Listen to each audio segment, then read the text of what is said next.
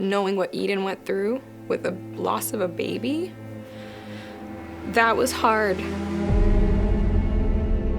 I think Simon and Eden's relationship in season 3 definitely goes through a little bit of a roller coaster. Jesus says to Eden in season 1, I see you, and I know that you're making sacrifices just like Simon is. Well, then there's the practicality of it. He's gone a lot. I'm very excited that he's back and I get to spend some time with him. And then, he's got to go out again so soon. When half of the family leaves for an indeterminate amount of time, what does that do to a family? Things change and Simon comes home to a different Eden and he can't quite figure out what's wrong. When I first read Eden's storyline, I was actually really shocked. It's a very realistic representation of a marriage that is going through a really troubling time. Our story editor, Maisha Goslin, said bluntly, what if we take on a miscarriage?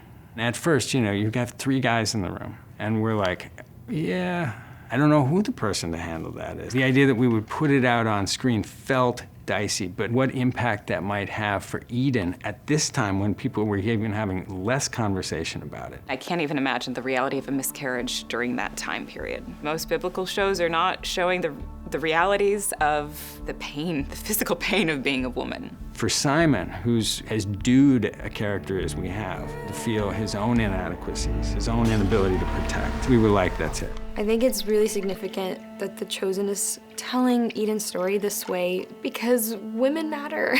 We matter. We're not sugarcoating raw human emotion. We're really opening ourselves up. To represent it in a realistic way honors the pain and the reality of what that is. Until very recently, after talking with friends, I've not realized how common miscarriage is. Nobody talks about it. Not only did she just experience that, but how she tried to protect Simon. That's what we do. We want to protect you from our pain and your own pain at the same time. And then we see Simon suffer from that because he had no idea.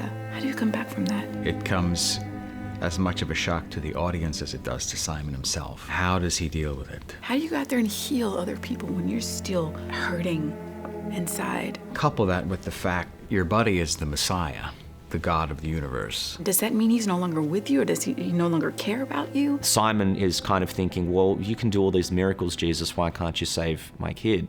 And in this moment, it kind of just all comes out. Why didn't you tell us?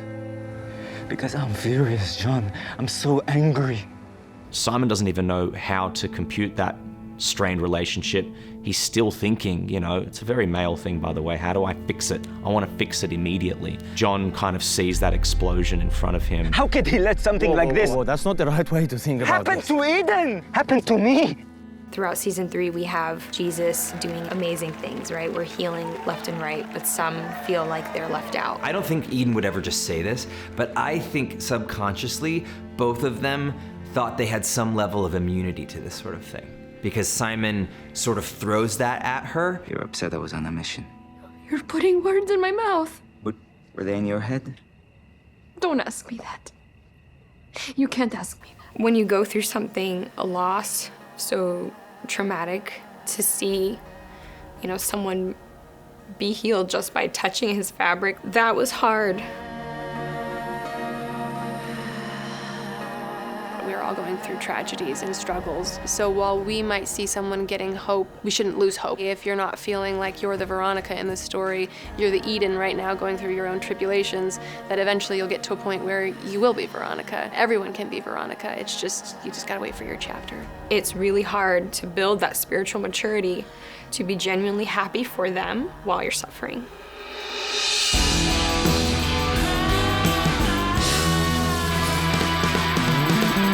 We see in the Bible time and time again the disciples watch a miracle, turn around and go, well, what are we going to do now? We're out of food. They're out of food. Simon is really the only one in pure faith at that event. He will take care of it if he wants to. We wanted to give Simon this opportunity to reveal his heart because the season has stripped him. I know Jesus can fix this. Look, he is who he says he is. I don't believe it. I know it. He's the first and the last. He can do anything. Bread and fish get multiplied miraculously. All he sees is more and more and more people getting miracles. And he goes, what about me? Where's my miracle? Every time he reaches his hand into the basket and there's more there, it's like a dagger in his heart. This victory feels like a real low point for him because now he's seen confirmation of what he believed and feared deep down, that Jesus could have prevented Eden's miscarriage and didn't. You're asking the wrong person. All of the hope that we long for comes together in different storylines. When he steps out of the boat and walks on water with Jesus, it's all laid bare. Pure faith. It's really the fuel of his spite, because he wouldn't be this angry if he didn't know that Jesus could do these things. Shahar lived into those words. I've been right here in front of you, believing in you, but you're breaking up fights in the Decapolis? He's feeling betrayed almost by Jesus, and then realizing that he needs him more than anything. He's on the water, that's the litmus test. Then he's not having faith, he starts to drown. In this moment, there's only one person he needs to trust, and it's the person whose hand he grabs onto.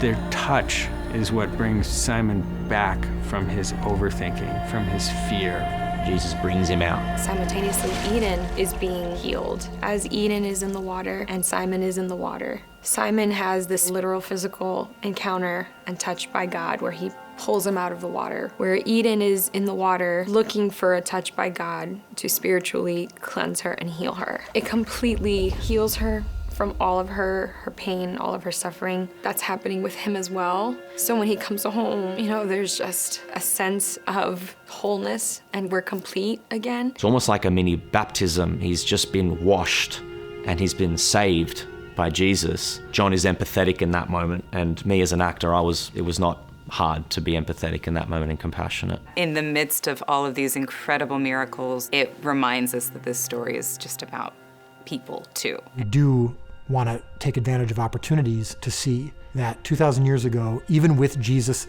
in their presence physically, they went through the same hardships that we go through today. If we really allow ourselves to depend completely on God, despite the trials and suffering, that He will allow us to get through it. And they will get through it because they have Jesus with them.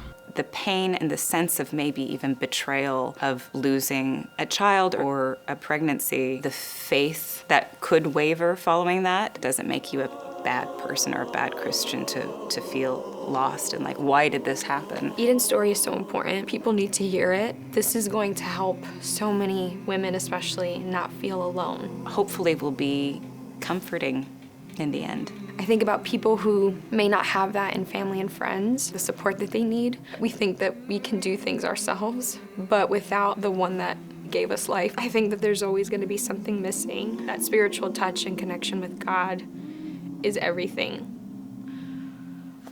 especially when we're suffering.